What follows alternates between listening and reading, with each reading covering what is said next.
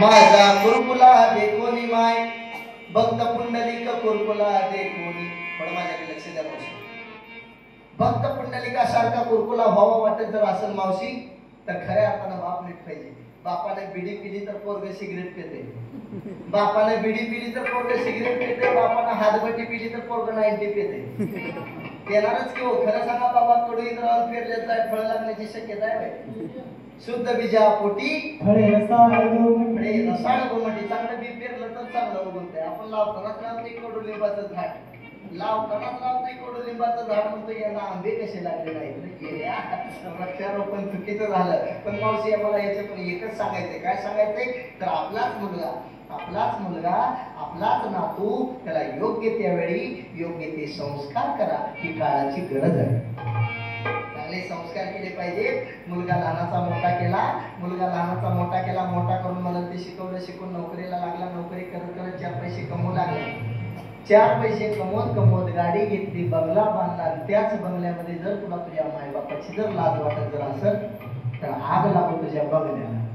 म्हणून मला म्हणावं वाटतं बघा, बंद किस्मत के लिए कुछ टाली नहीं होती, बंद किस्मत के लिए कुछ टाली नहीं होती, सुखी उम्मीदों के लिए कुछ गाली नहीं होती. जो झुक जाए माँ बाप के चरणों में उसकी झोली कभी खाली नहीं होती, उसकी झोली कभी खाली नहीं होती. म्हणून चांगल्या संस्काराची नितांत गरज आहे. नाही तर ते डुलतच येणार. मला असं वाटतं जीवनामध्ये आल्यानंतर जरूर नशा केली पाहिजे, पण अशी नशा केली पाहिजे की बाबा मरेपर्यंत नाही सुटली पाहिजे. जाम पर जाम पीने से क्या फायदा, सुबह पीली तो शाम उतर जाएगी. एक बार मेरे हरिनाम का प्याला पीकर तो देख, तेरी जिंदगी सुधर जाएगी. जीवनामध्ये आल्यानंतर अशी नशा केली पाहिजे. नंतर याच्यानं काय होतं तर ऐका, दिवाळ काढलया संसाराचं दारून, दिवाळ काढलया संसाराचं दारून, वटवट केल्यानं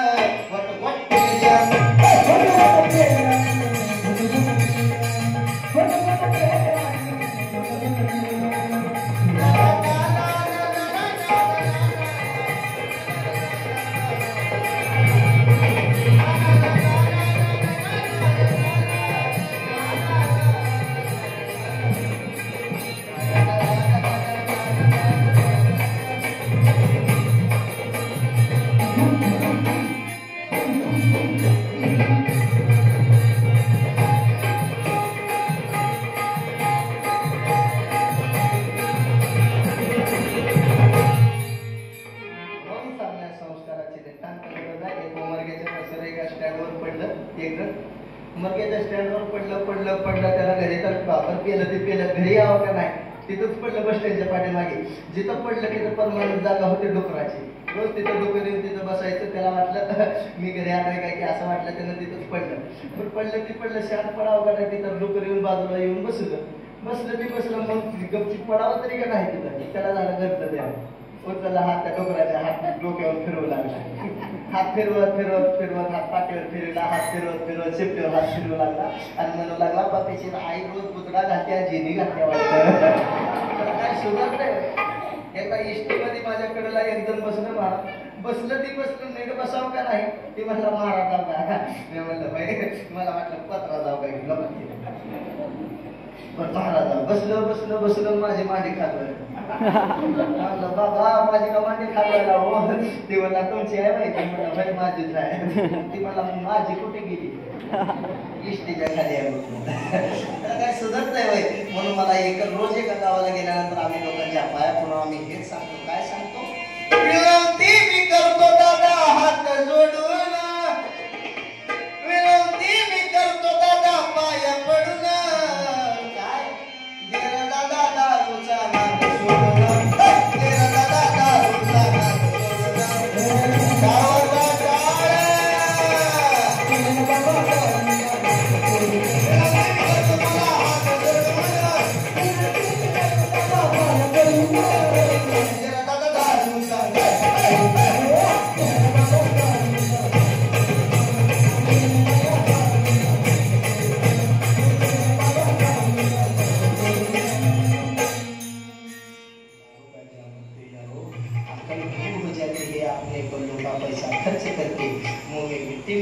तरीही देवाने अनमोल असा नरदेह दिलाय.